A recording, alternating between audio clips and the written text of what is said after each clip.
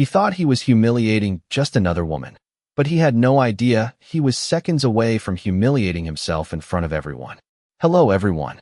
Before we dive into today's story, I'd really appreciate your support. Take a quick moment to hit the subscribe button and turn on the notification bell so you don't miss any of our upcoming stories. It's completely free and helps us keep bringing you more powerful and emotional content. Also, I'd love to know where are you watching from? Drop your city or country in the comments below. Thanks so much for being here. The morning sun spilled across the polished marble floors of Carter Elite Motors, a dealership where every vehicle gleamed like a statement of success, where tailored suits and quiet confidence defined who belonged and who didn't. And then, the glass doors opened. Emily Carter stepped inside wearing faded jeans, a plain white t-shirt, and sneakers that had clearly seen better days. She didn't rush, didn't hesitate. Her eyes moved calmly across the showroom, pausing on a midnight blue coupe displayed under soft lighting, a car priced just under $300,000. Around her, conversation slowed. A salesman mid-sentence glanced over. Another employee subtly leaned closer to his colleague, whispering just loud enough to be noticed. It wasn't her presence that drew attention. It was what she wasn't wearing. No designer handbag, no luxury watch, no visible sign that she belonged in a place like this. But Emily didn't seem to notice. Or maybe, she simply didn't care. She stepped closer to the coupe, her reflection faintly visible along its polished surface, her gaze steady, thoughtful, almost familiar. As if she wasn't seeing the price tag, but something else entirely. From across the room, Blake Thompson adjusted his navy suit jacket, already walking toward her with the practiced confidence of someone who believed he could read people in seconds. He had built a reputation on that instinct. High-value clients got his charm. Everyone else got filtered out. And to him, Emily had already been categorized. His polished shoes echoed against the marble as he approached, his smile forming before his words did, though it never quite reached his eyes. "Can I help you find something more suitable?" he asked, his tone smooth, but edged with quiet dismissal. Emily turned slowly, meeting his gaze without flinching. "I'm interested in that one," she said simply, gesturing toward the coupe. There was no hesitation in her voice, no uncertainty, just calm clarity. Blake followed her gesture, then let out a soft, almost amused breath. Behind him, two employees exchanged glances. "That model is exclusive," he replied, emphasizing the word as if explaining something obvious to a child. "Test drives are by appointment only, usually reserved for serious buyers." The words hung in the air. A couple nearby paused their conversation. Someone let out a quiet chuckle. Emily didn't react. Not immediately.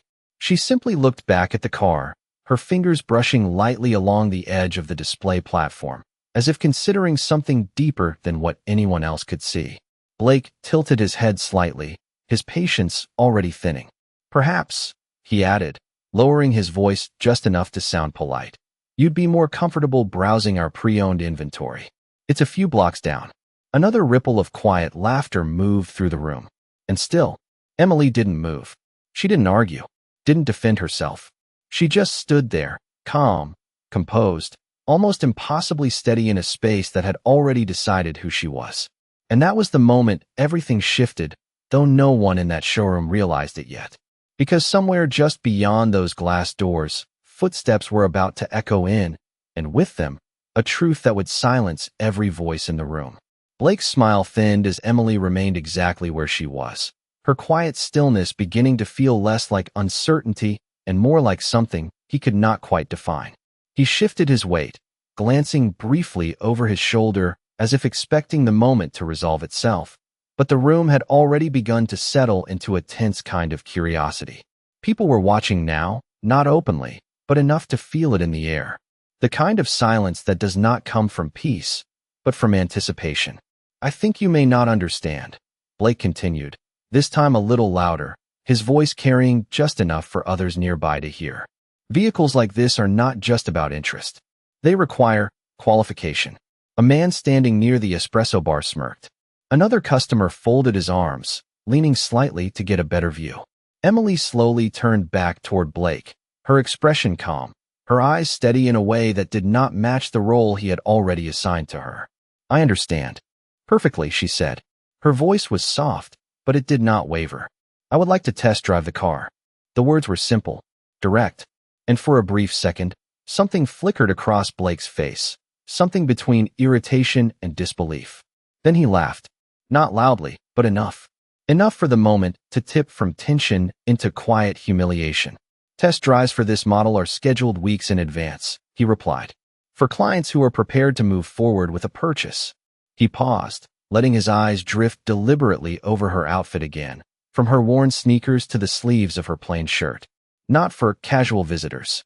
A faint ripple of laughter moved through the space again, softer this time, but sharper. It carried an edge that was meant to sting. And still, Emily did not react the way they expected. No flushed embarrassment. No retreat. Just that same composed presence, as if the noise around her existed somewhere far away. A young salesman standing a few feet behind Blake shifted uncomfortably, his fingers tightening around a tablet. He looked at Emily, then at Blake, as if considering saying something, but the moment passed. Authority in the room was clear, and it did not belong to him. Blake took a step closer, lowering his voice again, though not enough to keep it private. Look, he said, his tone now carrying a thin layer of impatience. I am trying to save you from an uncomfortable situation. These cars start at nearly $300,000. Most people prefer not to embarrass themselves by asking for things that are clearly out of reach. The words landed harder this time. A couple near the display turned fully now, no longer pretending not to listen. The air seemed to tighten, the polished showroom suddenly feeling smaller, heavier, as if every surface reflected the same quiet judgment. Emily's gaze drifted once more to the car. Her reflection stared back at her from its flawless finish, simple, unadorned, unbothered. Then she looked back at Blake. Is the car available for a test drive? She asked again. No change in tone. No sign of retreat. Just the same question, repeated with quiet precision. Blake exhaled sharply through his nose, his patience now visibly thinning. No, he said, this time firmly, clearly. It is not. He straightened his jacket, glancing briefly at the small crowd that had formed, as if confirming their silent agreement. And I would appreciate it if you did not continue to disrupt serious business. The word serious hung in the air like a verdict. For a moment, everything seemed to pause. Conversations had stopped entirely now. Even the faint background music felt distant. And in the middle of it all, Emily Carter stood perfectly still, her hands resting lightly at her sides, her expression unchanged. Then, almost imperceptibly, she tilted her head, as if listening to something no one else had noticed yet. Because beyond the glass doors, just outside the carefully controlled world of polished marble and quiet judgment, a dark vehicle had just come to a stop. And the next sound that followed was not laughter. It was the measured echo of footsteps approaching, each one cutting cleanly through the silence that Blake had just created. The sound of those footsteps did not rush, did not echo in panic, but landed with a measured confidence that seemed to cut through the tension already hanging in the air. One step, then another, each one precise, controlled, deliberate. The glass doors behind Emily parted smoothly, and a faint breeze followed, carrying with it the outside world that did not care about dress codes or silent judgments. Several heads turned at once, almost instinctively, drawn not by noise, but by presence. Blake frowned slightly, his attention pulled away from Emily for the first time since she had walked in. There was something about the shift in the room that he did not like, something he could not immediately place. The young salesman near the back straightened subtly, his posture changing before his mind had caught up with why. And then Daniel Carter stepped inside. His suit was tailored, deep navy, perfectly fitted without being ostentatious. A simple watch caught the light as he adjusted his cuff, not flashy, but unmistakably refined. His expression was calm, composed, but his eyes moved quickly, taking in everything. The gathered customers, the tension, and finally, Emily. He did not speak right away. He did not need to. The energy in the showroom shifted in a way that could not be ignored. Conversations that had already faded now disappeared entirely. Even Blake, who had built his entire persona on control, felt it. He straightened unconsciously, smoothing his jacket as his mind worked to recalibrate. This was someone important. That much was clear. But how important, he had not realized yet. Daniel's gaze settled on Emily for a brief moment, and something softened there, something almost invisible to everyone else. Then his attention moved to Blake, and that was when the temperature in the room seemed to drop. "Is there a problem here?" Daniel asked. His voice was not loud. It did not need to be. It carried, clean and direct, leaving no space for dismissal. Blake blinked once, caught between irritation and uncertainty. "No problem at all," he replied quickly, forcing a polite smile back into place. "Just assisting a guest." The word guest came out slightly strained. Daniel's eyes did not leave him. "Assisting," he repeated, as if testing the word for accuracy. There was a brief pause, the kind that stretches just long enough to make someone reconsider what they had just said. Blake let out a small laugh, trying to recover control of the situation. "She was asking about a test drive for one of our premium models," he explained, gesturing lightly toward the coupe. "I was simply informing her of our policies." A murmur moved faintly through the room. The audience was still there, still watching, but now the focus had shifted. This was no longer about Emily alone. This was something else, something unfolding. Daniel glanced toward the car, then back to Blake. "And what policy would that be?" he asked. The question was simple, but it landed with weight. Blake hesitated for just a fraction of a second, then straightened again. "We reserve test drives for qualified buyers," he said. "Clients who demonstrate the appropriate level of interest and capability." He did not look at Emily as he said it, but the implication was clear enough that he did not need to. Daniel's expression did not change, but his silence deepened. It stretched across the marble floor, across the gathered customers, across the employees who now stood perfectly still. Then, slowly, he stepped closer. Not aggressively, not confrontationally, just enough to close the space between them. "And you determined she was not qualified," he said. Blake nodded once, more firmly this time, as if committing to his earlier judgment. "Based on experience," he replied. "We see a lot of walk-ins. It is important to maintain a certain standard." The words sounded practiced, confident, but something beneath them had begun to crack. Because Daniel Carter did not respond immediately. Instead, he turned his head slightly, his gaze returning to Emily. And for the first time since he entered, he smiled. It was subtle, but it carried something unmistakable. Recognition. Then he looked back at Blake. And when he spoke again, his voice was just as calm, just as controlled, but now there was something else in it. Something that made the room hold its breath. "I see," he said quietly. And that was the moment Blake Thompson realized he might have made a very expensive mistake. The silence did not break. It deepened, stretching across the showroom like something alive, something watching. Blake felt it first in the way no one moved, in the way even the smallest sounds seemed to disappear, as if the room itself was waiting. He forced a small chuckle, trying to shake off the tension that had begun to coil around his chest. "Look," he said, adjusting his tie again. "I am sure there has been some misunderstanding. We maintain standards here, that is all." His voice sounded steady, but it lacked the earlier edge of certainty. Daniel did not respond immediately. He simply stood there, his gaze fixed, unblinking, as if measuring not just Blake's words, but everything behind them. Then, slowly, he took another step forward. The movement was subtle, but it shifted the balance of the entire space. Blake instinctively straightened, his confidence now beginning to fracture at the edges. "Standards," Daniel repeated quietly. "That is an interesting word." He let it hang there, not as a question, but as something to be examined. Around them, employees stood frozen, their earlier smirks gone, replaced by something closer to unease. The young salesman lowered his tablet slightly, his eyes moving between Daniel and Blake, sensing what was coming but unable to look away.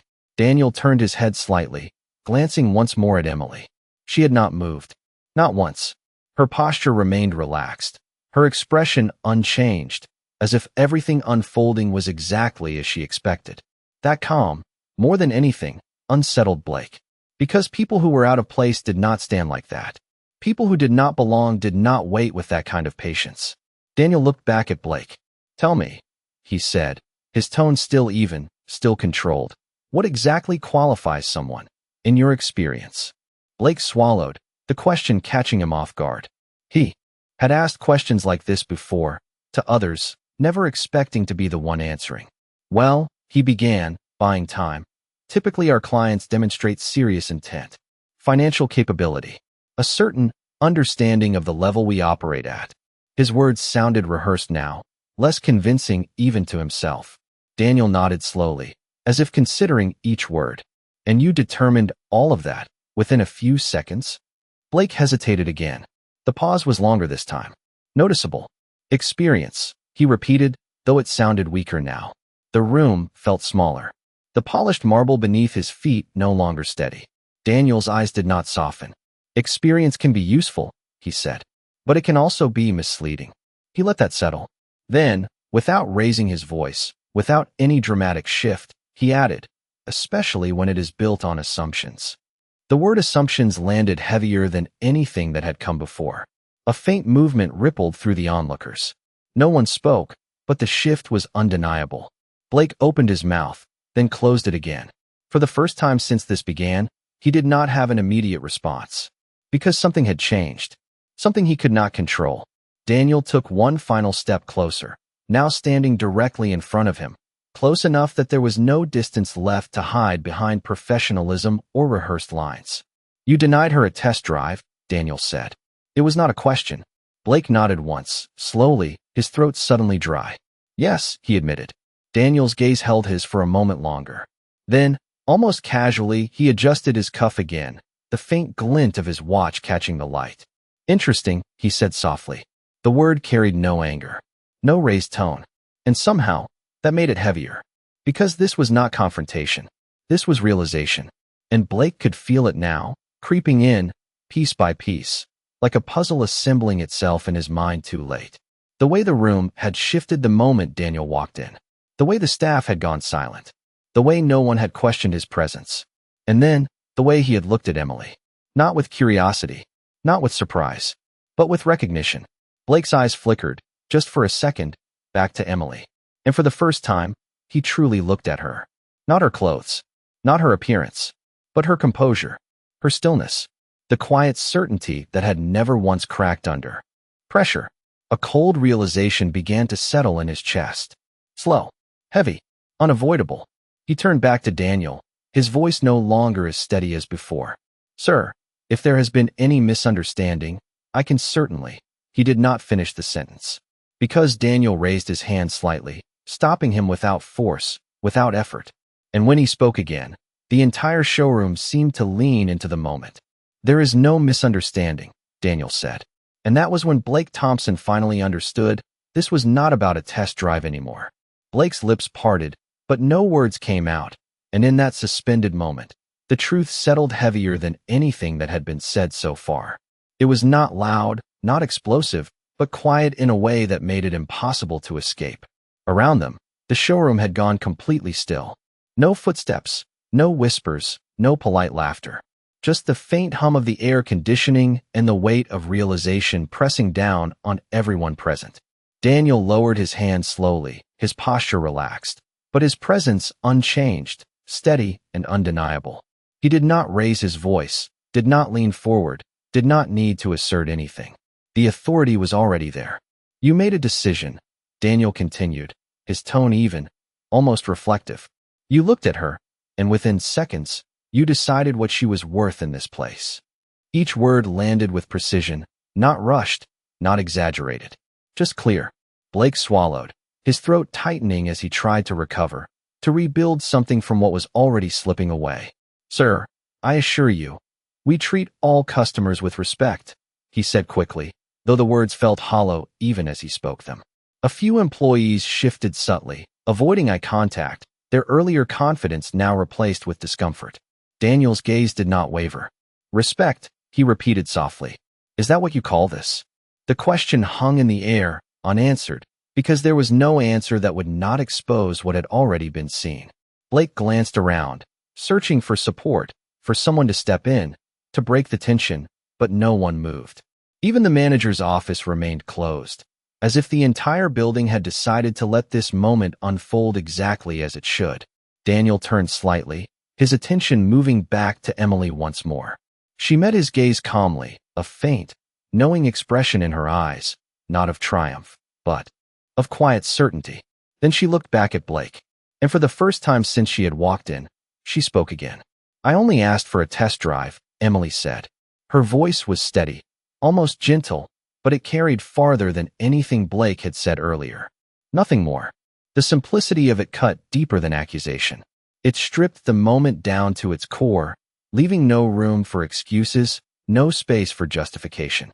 Blake felt it then, fully, the weight of what he had done, not because of who she was, but because of how easily he had dismissed her.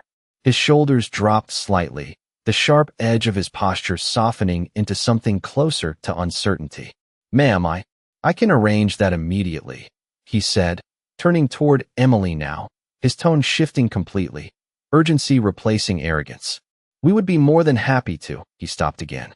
Because Emily did not move. She did not step forward, did not accept, did not even look at the car this time. She simply watched him, her expression unchanged. And that silence said more than any refusal could have. Daniel let a brief pause settle before speaking again. "That will not be necessary," he said.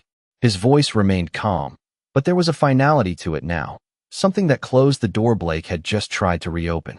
A faint ripple moved through the room, subtle, but unmistakable. The outcome had shifted. Completely. Blake's hands tightened at his sides, his composure now barely holding together.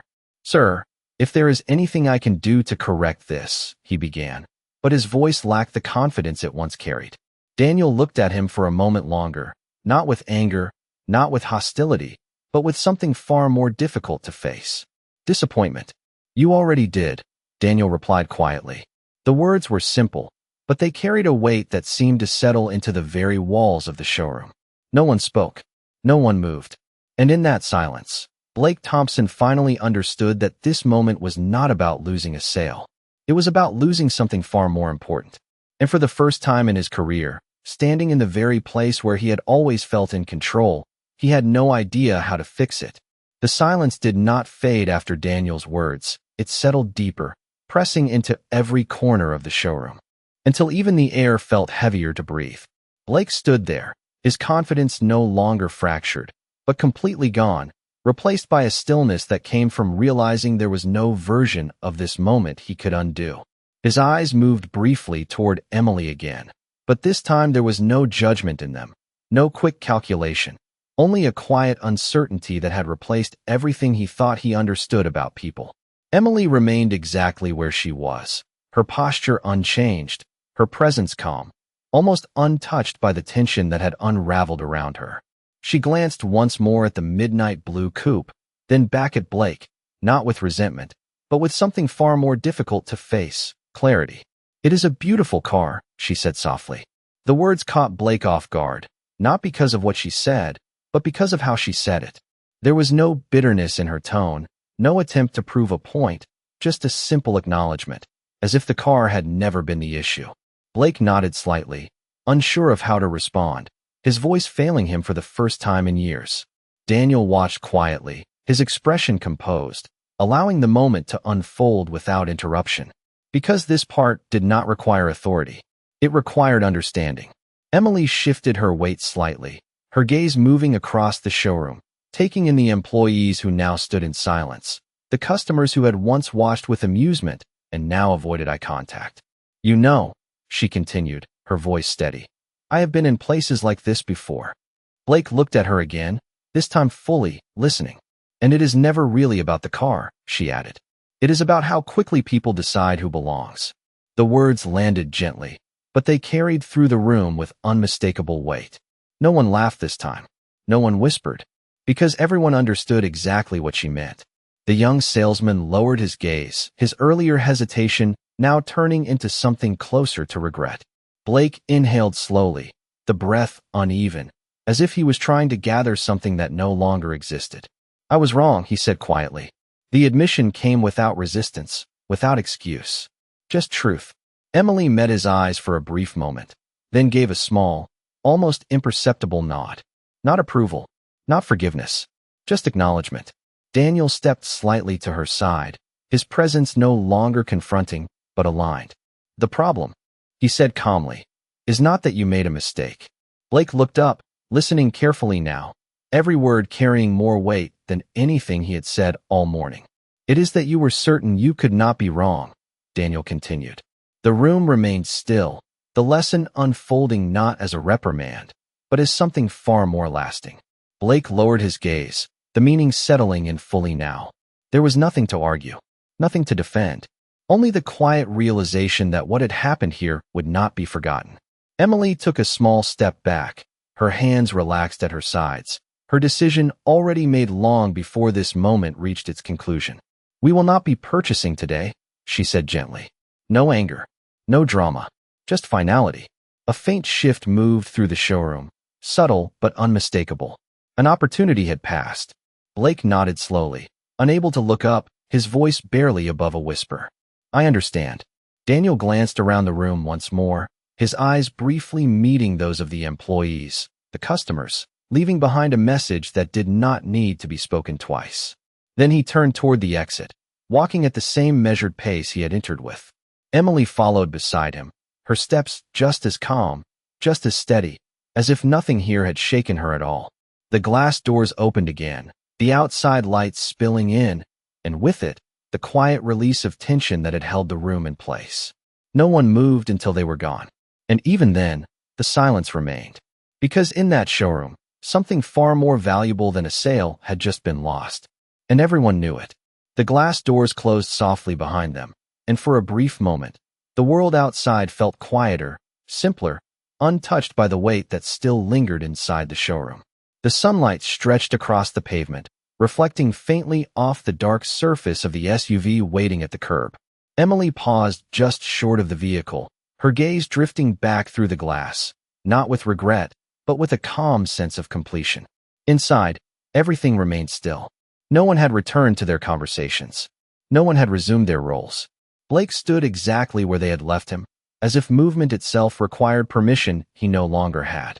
The showroom, once filled with quiet confidence and polished certainty, now felt different, as if something invisible had been stripped away. The young salesman was the first to shift, lowering his tablet completely, his shoulders no longer squared with professional pride, but slightly drawn inward, thoughtful. One of the customers near the espresso bar exhaled slowly, the tension finally breaking, though no one dared to speak about what they had just witnessed. Because it was not just a moment. It was a reflection. Outside, Daniel opened the passenger door for Emily, but she did not step in immediately.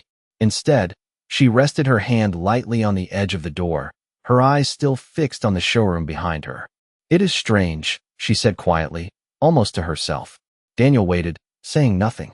"How quickly people decide," she continued, "and how slowly they understand." Her words carried no anger, no frustration, just a quiet observation that felt heavier than any confrontation could have been. Daniel nodded slightly, his expression thoughtful.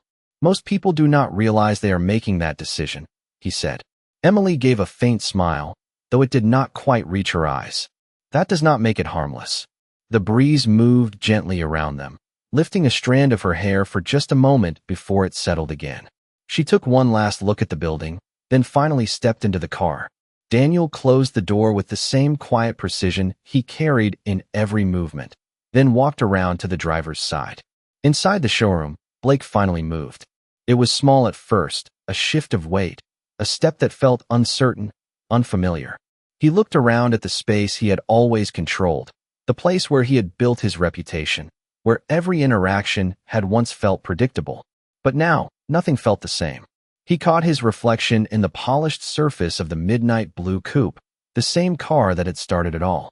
For a moment, he did not recognize the person staring back. Not because his appearance had changed, but because something beneath it had. One of the employees approached cautiously, as if unsure whether it was appropriate to speak. "Blake, are you okay?" the young man asked quietly. Blake did not answer right away. His gaze remained fixed on the reflection, on the image of someone who had been so certain just minutes ago. Finally, he nodded once, though it was not convincing. "Yeah," he said, his voice low. "I just misread the situation." But even as he said it, he knew that was not true. It was not a misreading. It was a choice.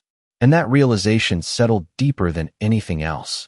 Across the room, a customer shook his head slightly, not in judgment, but in quiet understanding, as if he had seen something familiar in what had happened. Because it was not just about one man or one moment. It was about something far more common, something people rarely noticed in themselves. Outside, the engine of the SUV started smoothly, the sound low and controlled. Daniel adjusted the mirror briefly, then glanced toward Emily. She was looking forward now, her expression calm, composed, as if the entire experience had already been placed behind her. "Where to?" he asked. Emily considered for a moment, then gave a small, decisive nod. "Somewhere that understands what matters," she replied. Daniel allowed a faint smile, then shifted the vehicle into drive. The car pulled away from the curb, merging effortlessly into the flow of the street, leaving the showroom behind, along with everything it had revealed. And inside that building, long after they were gone, the silence remained. Not empty, not forgotten, but filled with a lesson no one there would easily ignore. Because that day, nothing had been taken, nothing had been forced, but something had been seen, clearly. And once seen, it could not be unseen. The city moved on as if nothing had happened, traffic flowing, people crossing streets, sunlight reflecting off glass buildings that held 1,000 unseen stories. But inside the SUV, the silence carried something deeper, something that did not need to be spoken to be understood. Emily rested her hand lightly against the window, watching the reflections blur as they passed, her expression calm, but thoughtful in a way that suggested she was not replaying the moment, but placing it exactly where it belonged. Daniel drove steadily, his posture relaxed, but his eyes occasionally shifting toward her, not out of concern, but quiet awareness. "You knew how it would go," he said after a moment, his tone gentle, more observation than question. Emily gave a faint smile, her gaze still fixed outside. "I hoped I would be wrong," she replied. The honesty in her voice lingered between them, soft but unmistakable. Daniel nodded slightly, understanding more than the words themselves. Because hope, in moments like that, was rarely about the outcome. It was about the possibility that people might choose differently. Back at the showroom, the energy had not returned to what it once was. It could not. Conversations resumed eventually, but they were quieter, more measured, as if everyone had become aware of something they could not fully articulate. Blake moved through the space slowly now, no longer with the confident stride that had once defined him, but with a deliberate caution, as if each step required thought. He paused again near the coupe, the same car that had become more than just a vehicle. He ran his hand lightly along its surface, not admiring it, but grounding himself in something familiar. The young salesman approached again, this time without hesitation. "What happens now?" he asked, his voice low, respectful. Blake exhaled slowly, his gaze drifting across the showroom, taking in the employees, the customers, the reflections of a place that suddenly felt different. "Now," he said quietly, "we remember." The answer surprised even him, because it was not about policy changes or management reports or immediate consequences. It was about something more fundamental, something internal. The young salesman nodded slowly, as if understanding more than the words themselves. Across the room, a woman who had witnessed everything earlier stepped closer to the front desk, her expression thoughtful. "I would like to schedule a test drive," she said calmly. The employee assisting her hesitated for just a fraction of a second, then smiled, this time without assumption, without judgment. "Of course," he replied. "We would be happy to help." And something subtle shifted again. Not dramatic, not loud, but real, because change rarely announces itself. It settles in quietly, in the space left behind by realization. Outside, the SUV slowed as Daniel turned into a quieter street lined with trees, the noise of the city softening into something more peaceful. Emily leaned back slightly, her shoulders relaxed, the tension that had never fully shown now gently releasing. "You did not have to come in," she said after a moment. Daniel allowed a small smile. "I know," he replied, "but I wanted to." She turned her head slightly, studying him for a brief second, then nodded, a silent acknowledgement of something deeper than protection or intervention. It was not about saving the moment. It was about standing in it. The car came to a stop at a red light, and for a brief second, everything was still again. Not tense this time, just still. Emily glanced ahead, then spoke, her voice quiet, but certain. "People reveal themselves in small moments," she said. "Not in what they say, but in what they assume." Daniel looked forward, considering her words, then nodded once. "And once you see it," he added, "you cannot pretend you did not." The light turned green. The car moved forward. And somewhere behind them, in a showroom filled with polished surfaces and quiet reflection, a lesson remained. Not written, not announced, but understood. Because that day was never about a test drive. It was about something far more valuable. And for those who witnessed it, the meaning would linger long after the moment had passed. The road stretched ahead in quiet rhythm, the city slowly fading behind them. But what had happened inside that showroom did not fade so easily. Some moments do not end when you leave them. They follow, not as noise, but as clarity. Emily sat in silence for a while, her gaze soft, her thoughts settled, not restless. She was not replaying the humiliation, not holding on to it. She had already moved past it, because for her, it had never been about proving anything. It had been about seeing. And once you see clearly, there is nothing left to chase. Daniel glanced at her briefly, then back to the road. "Do you regret going in?" he asked quietly. Emily shook her head, a faint smile forming. "No," she said. "Moments like that, they remind you of what still needs to change." Her voice carried no frustration, only awareness. The kind that does not demand attention, but quietly reshapes how you move forward. Back at the dealership, the day continued, but nothing felt the same. Blake stood near the front desk, watching as a new customer walked in. For the first time in a long time, he did not immediately assess her. He did not look at her clothes, her posture, or try to place her into a category. Instead, he paused, just for a second, long enough to notice something he had ignored before. She looked around, uncertain, but hopeful. And this time, Blake stepped forward without assumption. "Welcome," he said, his voice calm, respectful. "How can I help you today?" The words were simple, but they were different. Not because they sounded better, but because they were real. Across the room, the young salesman watched quietly, recognizing the shift. It was subtle, almost invisible, but it was there. Because change does not always come with consequences you can measure. Sometimes it comes in the way someone chooses to act the next time. And that is where it matters most. Outside the dealership, the sun continued its slow climb, the world moving forward as it always does. But for those who had witnessed that moment, something had settled deeper. A quiet understanding. A reminder that the way you treat someone is never about who they are. It is about who you choose to be. Emily leaned back slightly in her seat, her eyes closing for just a moment, not from exhaustion, but from peace. She had not needed to raise her voice. She had not needed to prove anything. Because dignity does not announce itself. It reveals itself in how you stand when others expect you to shrink. Daniel drove on, the road open ahead, the moment behind them now part of something larger, something that would carry forward in ways they might never fully see. And somewhere, in a place filled with polished floors and quiet reflection, a lesson remained. Not written on a wall, not spoken out loud, but understood. And that day, no one forgot what it looked like when dignity walked in and refused to leave quietly. Respect often reveals itself when you least expect it. If you enjoy stories that uncover truth, dignity, and hidden strength, do not forget to like and subscribe. The next story might just change the way you see the world. Thank you so much for watching.